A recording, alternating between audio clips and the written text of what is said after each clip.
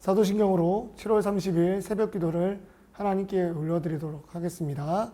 다 같이 신앙 고백하시겠습니다. 전능하사 천지를 만드신 하나님 아버지를 내가 믿사오며 그 외아들 우리 주 예수 그리스도를 믿사오니 이는 성령으로 잉태하사 동정녀 마리아에게 나시고 본디오 빌라도에게 고난을 받으사 십자가에 못 박혀 죽으시고 장사한 지 사흘 만에 죽은 자 가운데서 다시 살아나시며 하늘에 오르사 전능하신 하나님 우편에 앉아 계시다가 저리로서 산자와 죽은 자를 심판하러 오시리라. 성령을 믿사오며 거룩한 공예와 성도가 서로 교통하는 것과 죄를 사하여 주시는 것과 몸이 다히 사는 것과 영원히 사는 것을 믿사옵나이다. 아멘. 네, 이 시간 찬송가 384장 나의 갈 길 다 가도록 찬양하도록 하겠습니다.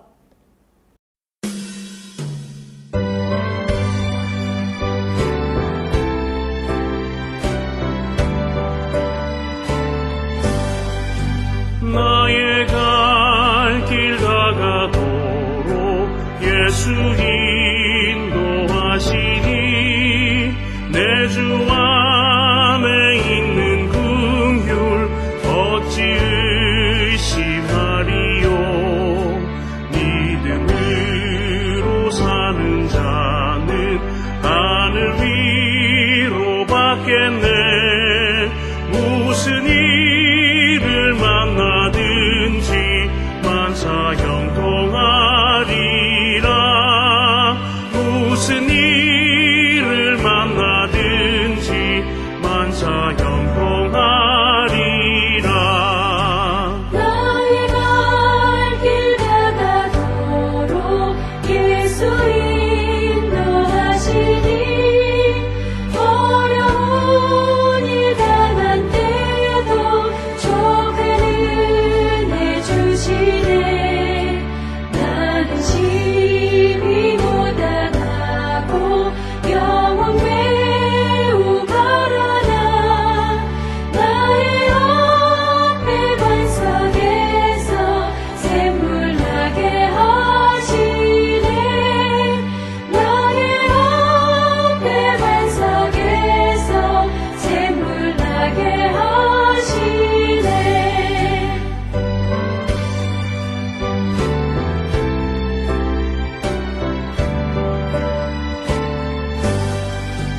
나의 갈 길 다가도록 예수 인도하시니 그의 사랑 어찌 큰지 말로 할 수 없도다. 성령 강화 받은 영혼 하늘 날아갈 때에 영영 부를 나의 찬송 예수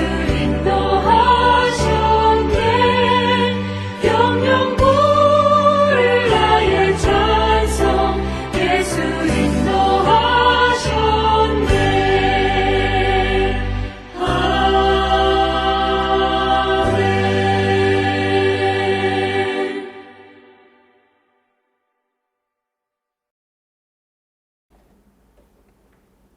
아멘. 아멘. 자, 오늘 함께 보실 말씀은 신명기 18장 1절에서 13절 말씀입니다. 신명기 18장 1절에서 13절 말씀.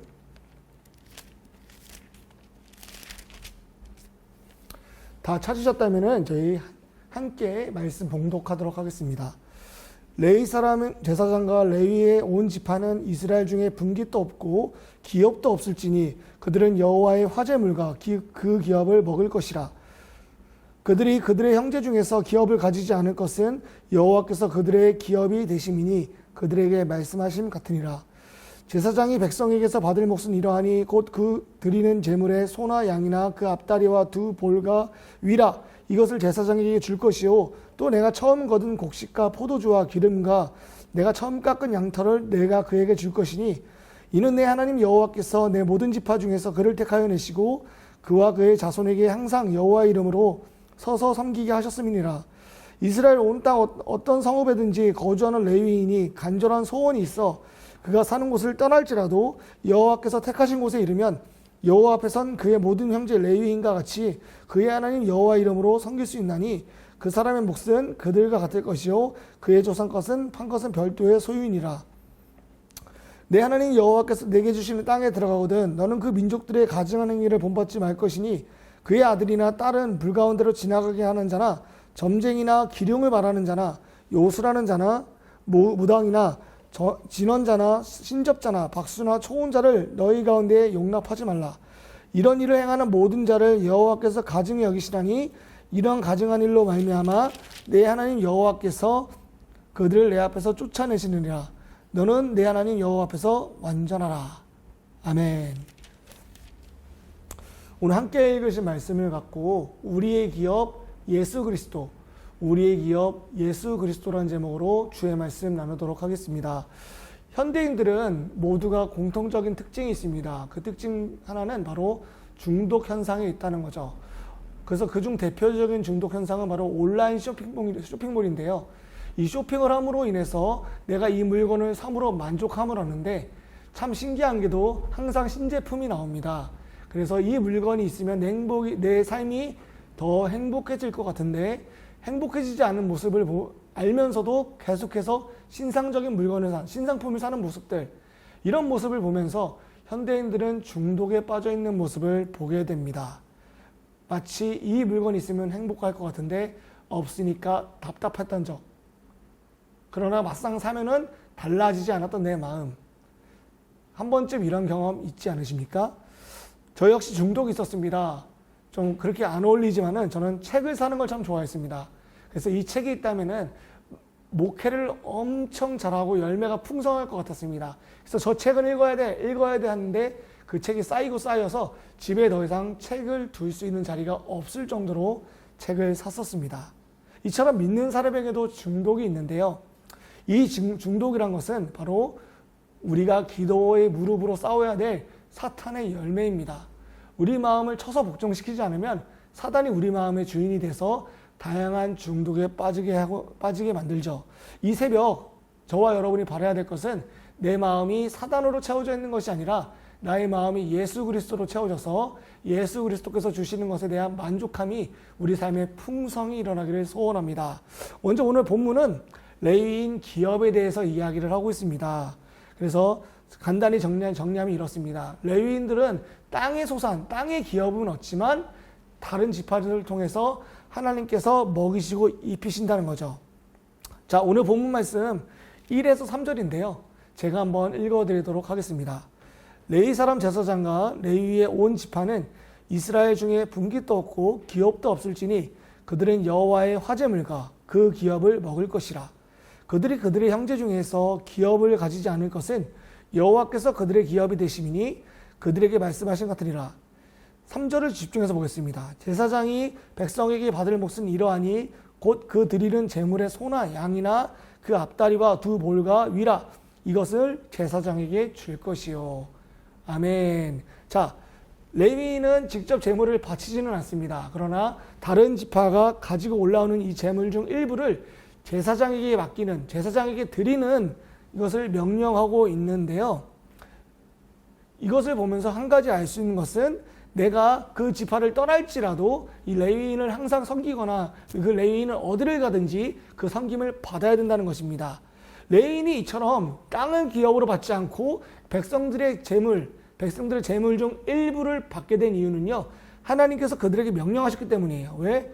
너희를 예배하는 제사장, 제사를 도맡는 바로 성전 문지기로 이들을 세우셨기 때문입니다. 이들에겐 더 이상 땅에 보이는, 눈에 보이는 소산은 없지만 그럼에도 불구하고 지파가 주는 양식을 통해서 먹이시고 기르시는 하나님의 속성을 우리가 볼 수가 있게 되죠. 이 말씀이 오늘 우리에게 주는 유익은 무엇일까요? 예수 그리스도의 오심으로 인해서 더 이상 지파의 개념은 없어졌습니다. 우리 모두가 레위인이며 우리 모두가 제사장입니다. 하나님은 우리 모두를 예배하도록 부르셨습니다. 이 예배자로 부르셨다는 사실은 우리에게 다양한 정체성을 생각해 보게 합니다. 그중 첫 번째가 서론에서도 말씀드렸듯이 우리는 중독과 싸워야 된다는 거예요. 중독은 예수님 외에 다른 것을 바랄 때 나오는 바로 사단의 열매입니다. 그래서 하나님께서는 우리 마음에 예수로 가득 채우기를 원하시는데, 이 가득 채우기를 원하시는 그 믿음의 증거는 바로 내가 비록 가진 것은 남보다 적을지라도 그 마음에 감사함이 있다는 거예요. 하나님이 주신 것에 대한 감사, 자신을 위해서 하나님께서 이만큼 주셨다는 것에 대한 감사가 그 마음의 특징이라는 거죠. 세상은 얼마나 불평과 불만으로 가득하고 있습니까? 이념으로 갈라진 세상, 좌나 우로 갈라진 세상은 서로가 더 세상을 더 잘 다스린다 그러고, 그뿐만 아니라 기득권들이 차지한 사회에는 우리가 들어갈 틈이 없기 때문에 항상 불평과 불만의 소리만 나올 수밖에 없죠. 이 사회 속에서 구별될 수 있는 방법은, 불평 많은 사회 속에서 우리가 구별될 수 있는 방법은 주신 것에 대한 감사하는 마음을 가지는 것밖에 없습니다. 하나님께서 말씀하셨죠. 너의 은혜가 너한테 족하다. 우리는 자족하는 믿음이 있어야 됩니다. 이 땅의 소산을 레위인들에게 나눠주셨던 것처럼, 백성들에게서 나온 그 땅의 소산을 통해서 레위인들을 먹이셨던 하나님처럼, 우리 예수님도 우리를 은혜로서 우리를 먹이시고 다양한 수단을 통해서 우리를 먹이시고 기르십니다. 우리가 지금 해야 될 것은 바로 내 영혼이 하나님께 대한 감사를 회복하는 것입니다. 코로나 때 코로나 블루로 많은 사람들이 힘들어합니다. 그럴 때 이 코로나 균을 대적할 수 있는 마음은 바로 하나님께 감사하는 마음입니다. 이 감사하는 마음을 회복하는 저와 여러분 되길 소망합니다. 감사는 구원받은 자의 주요 특징입니다. 두 번째입니다.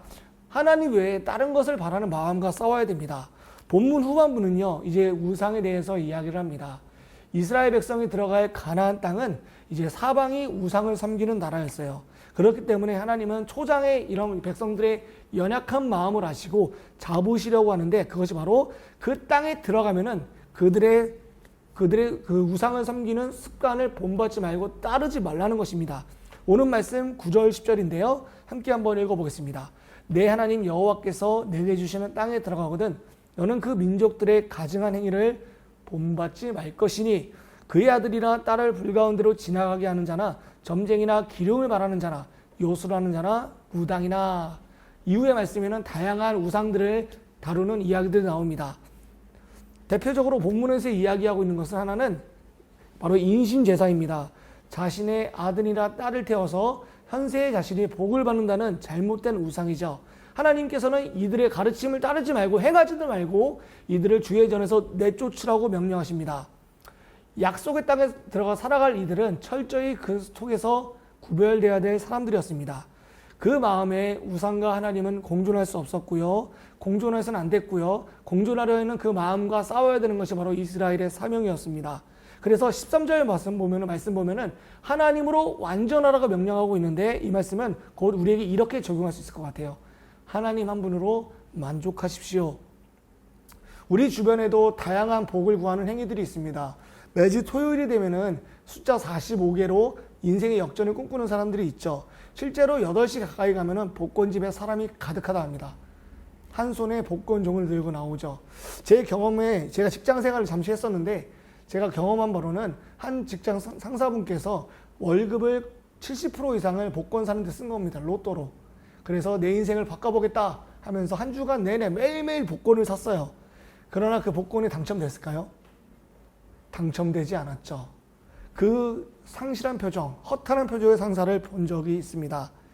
하나님 외에 다른 것을 쫓다 보면은 우리는 함정밖에 남는 것이 없습니다. 설령 그 복권이 당첨됐다 그래도 내 마음은 지옥이 될 수밖에 없습니다. 왜냐고요? 내 마음은 만족하는 법을 모르거든요. 그렇기 때문에 우리 마음은 하나님으로 채워야 됩니다. 우리가 이 새벽에 싸워야 될 제목이 있습니다. 그것은 바로 하나님 외에 다른 것을 바라는 마음, 하나님이 주신 것에 대한 불평하는 마음, 이것을 두고 기도의 자리에서 싸워야 되는데요.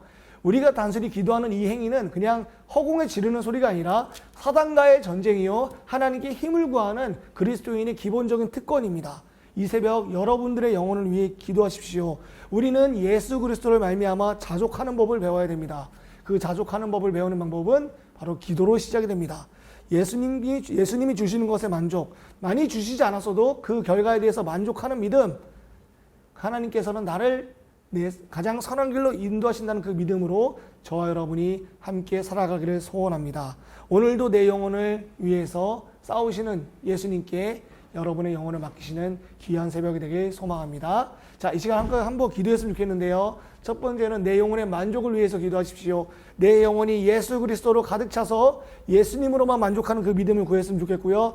두 번째는 내 영혼이 자꾸 외부를 바라보게 됩니다. 하나님을 보지 않으니까 외부로 눈이 돌아가서 다양한 우상을 섬기려고 합니다. 그 마음에서 내 마음을 지킬 수 있도록 기도하는 오늘 새벽이 되길 원합니다. 이 시간 주여 한번 외치시면서 기도하겠습니다. 주여!